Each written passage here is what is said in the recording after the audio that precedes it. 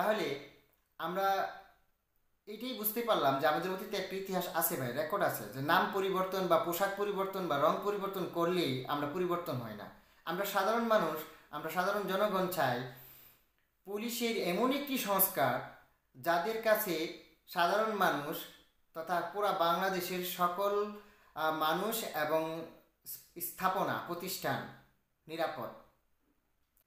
Police পেশাদারিত্বের পরিচয় দিয়ে সকল জনগণের জানমাল রক্ষা করবে এবং আমরা মানুষ, জনগণ হিসাবে সাধারণ মানুষ, আমজনতা যদি বিপদে পড়ি যাতে পুলিশের কাছে আমরা যাই এবং পুলিশের কাছ থেকে আমরা সাহায্য পাই, এটা আমরা চাই। আমরা ওইটা চাই না যে ভাই আমি একটা বিপদে পড়েছি সেটাই ভালো, পুলিশের কাছে আর না যায় যাতে আরও একাধিক বিপদে না পড়ি। আজকে তো এই পোশাক নিয়ে যখন অনুমোদন হচ্ছে, কথা হচ্ছে সোশ্যাল মিডিয়াতে, বা কেউ কেউ অনেক ধরনের নানান ধরনের মতামত দিচ্ছে যে পোশাক পরিবর্তন করছেন ভালো কথা, কিন্তু পোশাকে যেন পকেট না থাকে। তো ভাই আমরা এই সরকারের কাছে এমন কোনো কিছু দেখি নাই যে তাদের পুলিশের, আইন শৃঙ্খলা বাহিনীর যে মনোবল, আস্থা এবং সততা, দায়িত্বশীলতা এবং পেশাদারিত্ব হিসাবে তাদের গড়ে তোলার জন্য এমন কোনো পদক্ষেপ আমরা গ্রহণ করতে দেখি নাই। এটা দুঃখজনক ঘটনা। আজকে সরকারের কাছে টাকা নাই, তারা ব্যাট, বিভিন্ন পণ্যের ব্যাট বাড়িয়ে দিয়ে আমাদের কাছ থেকে, আমাদের পকেটে, আপনার আমার পকেটে হাত ঢুকিয়ে টাকা নিয়ে গেছে, টাকা নিয়ে যাচ্ছে, আর সেখানে আপনি পোশাক পরিবর্তন করবেন কেন ভাই? আপনি যদি টাকা বেশি থাকে তখন আপনি করেন, অসুবিধা নাই। এখন তো আপনার টাকা ওই পরিমাণে নাই, আপনি বলছেন যে আগে সরকার সব নিয়ে গেছে।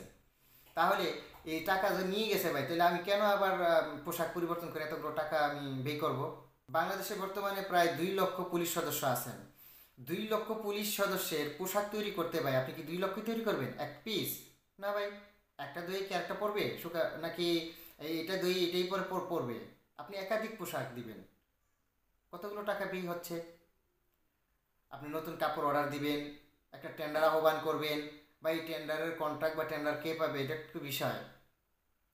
তো এই যে বিষয়গুলো আমরা সরকারের কাছে চাই না। আমরা সাধারণ মানুষ হিসাবে সরকারের কাছে আমাদের অনুরোধ যে এমন একটি সংস্কার হোক পুলিশের, যে পুলিশের কাছে একটা সাধারণ মানুষ তারা নিরাপদ বোধ করবে, তারা পুলিশকে বন্ধু মনে করবে এবং পুলিশ তাদের পেশাদারিত্বের পরিচয় দিয়ে এই জনগণের পাশে থাকবে, যাতে পুলিশকে পরিবর্তিত কোনো রাজনৈতিক দল বা সরকার তাদের হাতিয়ার হিসাবে ব্যবহার না করতে পারে, তাদের লাঠিয়াল বাহিনী হিসাবে ব্যবহার না করতে পারে।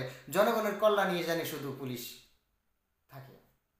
কিন্তু দুঃখজনক হলো এই সরকারের কাছে আমরা এই পর্যন্ত এই জিনিসগুলো দেখি নাই যে পুলিশের জন্য তাদের মনোবল, তাদের সততা